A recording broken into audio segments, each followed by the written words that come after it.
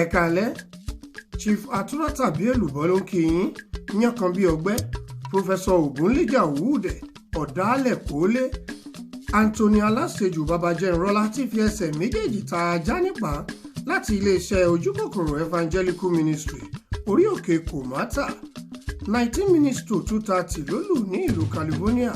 Ẹ wá nǹkan kò sójú láti gbọ́ ìròyìn kùmọ̀kùmọ̀ náà ṣàrà lójú ọ̀tá tó ń wò mí tẹ̀gbintẹ̀gbin. La Funky Beauty Skin Care ló ṣe onígbọ̀wọ́ ìròyìn kùmọ̀kùmọ̀ ti ọ̀sẹ̀ yìí. Ẹ̀yin náà ẹ wá polówó ọjà yín.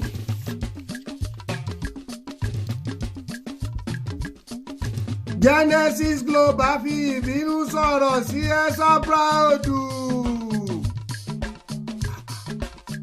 Kí ló dé mo rò pé ẹ ti yanjú ọ̀rọ̀ yìí ni?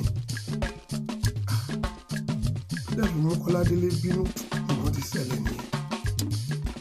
Ẹ gbà mí o gbogbo ọmọ Nàìjíríà. Ọkọ mi kì í ránṣọ fún òṣèré o.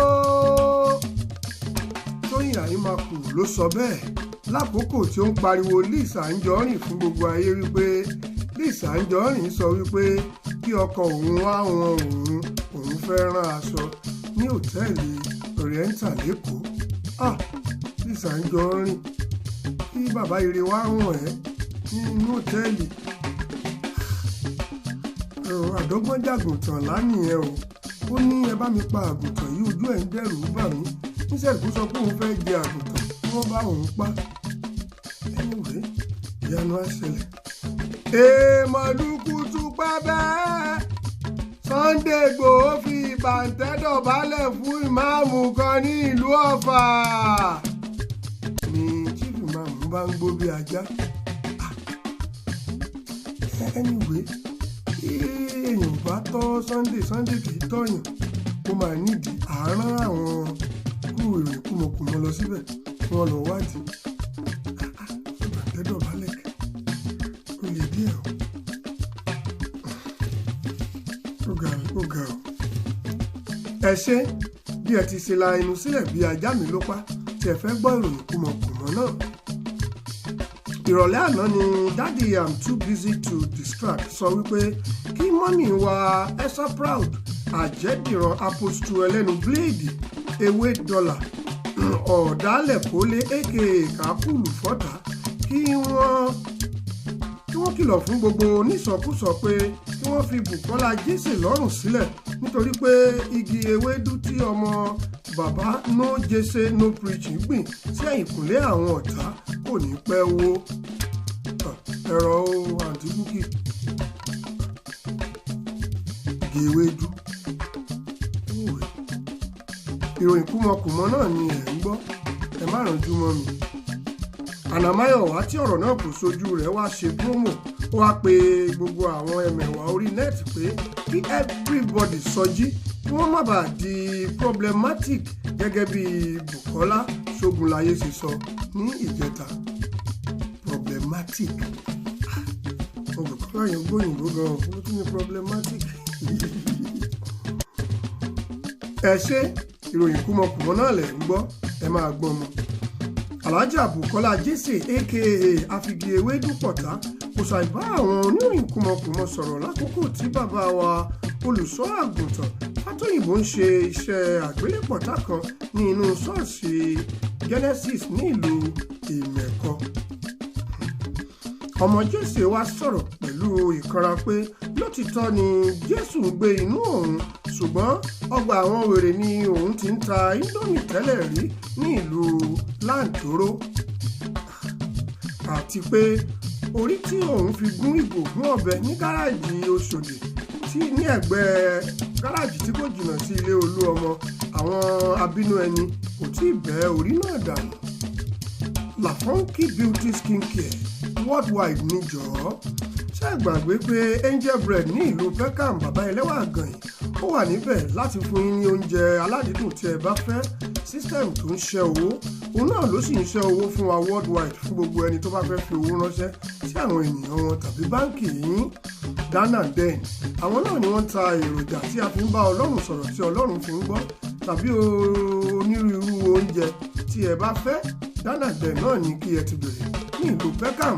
Bí ẹ bá ti wá wọ street yìí, má gbàgbé pé màmá wa Lọ́lá Alámọ̀là náà wà ń bẹ̀ tí wọ́n ń ta oúnjẹ adúláwọ̀ fún gbogbo ọmọ Áfíríkà. The Twin Fashion Design tí wọ́n wà ní Dustin, wọ́n rán aṣọ ọkùnrin, aṣọ obìnrin, aṣọ ọmọdé. Ẹ lọ síbẹ̀ kí ẹ béèrè wò. Tó ẹ ṣe bí ẹ ti ṣe serious sí ọ̀rọ̀ tí ó kàn yín tí ẹ ń gbọ́ ìròyìn kúmọkùmọ náà. Ìròyìn kúmọkùmọ ń tẹ̀síwájú. Broda Olúsọjí aka Ìbàdàn lẹ́mọ̀ ẹ kò mọ láìpo wá sọ àṣírí pẹ̀lú omijé lójú ohun pàtó tí ó fa gbọ́nmi sí omi òtó àti ìwà afọ́pọ̀mọ́yọ̀ tí òun wù lákòókò tí ọ̀rọ̀ tí kò kan òun lọ lọ́wọ́.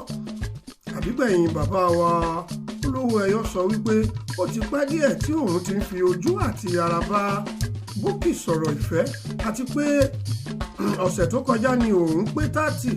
Yorùbá sì bọ̀ wọ́n ní àpọ́nlé kò sí fún Olúsọjí tí kò ní olórí.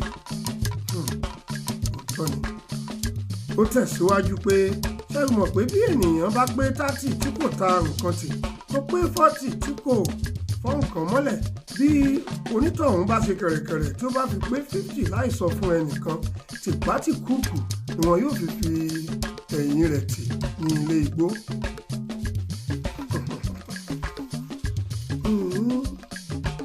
Ẹ ṣe bí ẹ ti ṣe serious bí ẹni tó ń ṣe GC tí ẹ ń gbọ́ ìròyìn kúmọkùmọ náà.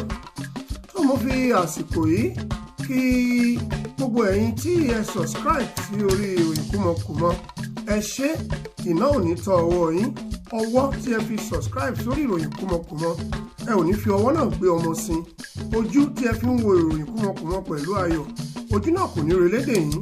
Gbogbo ẹ̀yin tí ẹ wà ní àjò, ẹ kò ní gbé sájò nítorí wípé àtìlẹ́yìn yín òun náà ni ó gbé ìròyìn kúmọkùmọ ró. Ẹ̀yin tí ẹ kò tí subscribe, ẹ jọ̀ọ́ ṣe bí ẹ ń gbádùn wa, àwa náà ń gbádùn yín torí pé ìgbádùn yín òun ló jẹ wá lógún. Ẹ subscribe, ẹ comment kí ẹ sì share fún wa. Ọlọ́run Olódùmarè yóò ṣe ọ̀pọ̀ nínú iṣẹ́ yín. Happy birthday to you, Honourable Olúṣọlá Desmond, ọ̀kan nínú àwọn òṣèré Yorùbá àti olóyìnbó. Ó ṣe ọjọ́ ìbí lẹ́ni, bàbá Tòkunbọ̀. A kí ọ, happy birthday to you, long life and prosperity. Bí o bá ń gbọ́, Bàjẹ́ Nigeria Limited, Adébọ́lá àti gbogbo òṣèré pátápátá àti àwọn olólùfẹ́ jákèjádò àgbáyé ni wọ́n ní pé ká kí ọ. Ẹ ṣé, ìròyìn kúmọkùmọ ń tẹ̀síwájú. Ọ̀rọ̀ yìí ló wá mú kí Làfọ́nkì rán bàbá wa Ọdúnbàkú sí gbogbo ọba aláyé pé kí wọ́n bá òun bẹ Olúwo of Ìwó pé kí wọ́n fi òun ṣe olórí kékeré láàfin. Aláṣẹ àti olùdarí iléeṣẹ́ Làfọ́nkì Beauty Skin Care Worldwide wọ́n sọ wípé òun ṣe ìlérí láti jẹ́ olótìtọ́ àti amúlùúdùn obìnrin ní ààfin ọba fine boy looking sexy. Òyìn náà ń wá ọkọ. Okay, no problem. Ìyanu yóò ṣẹlẹ̀. Tó ní ìkànnì àórìdé ní ti ìròyìn kúmọkùmọ ti ọ̀sẹ̀ yìí. Anamáyọ̀wá ló kọ ìròyìn yìí sílẹ̀ nígbà tí Sunday Májàsọ́lá Ìgbòho ló tú ní èdè Haúsá sí èdè Pòtògí. A kì í ṣe é mọ̀ tí wọ́n bá bi yín léèrè wípé ta ló ka ìròyìn kúmọkùmọ, kẹ́ ẹ sọ wípé ẹni tó ka ìròyìn kúmọkùmọ láì gba àṣẹ lọ́wọ́ àwọn ọlọ́pàá DSS ìrọ́lábí. Kẹ́ ẹ sọ fún wọn wípé Pòfẹ́sọ̀ Igúnnugún ni. Pòfẹ́sọ̀ Igúnnugún bà lórùlé, ojú tólé, ojú tóko. Pòfẹ́sọ̀ olórí bíi kèǹgbè àgúnmu náà ni ó kà á fluently sí etí ìwòran yín. Gbogbo wa náà ni kí ẹ mú o. Tó ó wù ní kí a pa ajá ní Mushin. Àwọn ará Pòtògí ni kò jẹ́ o. Ìyókù tún di ní ọjọ́ mẹ́jọ. Bíbọ̀ Jésù kò bá ìdé.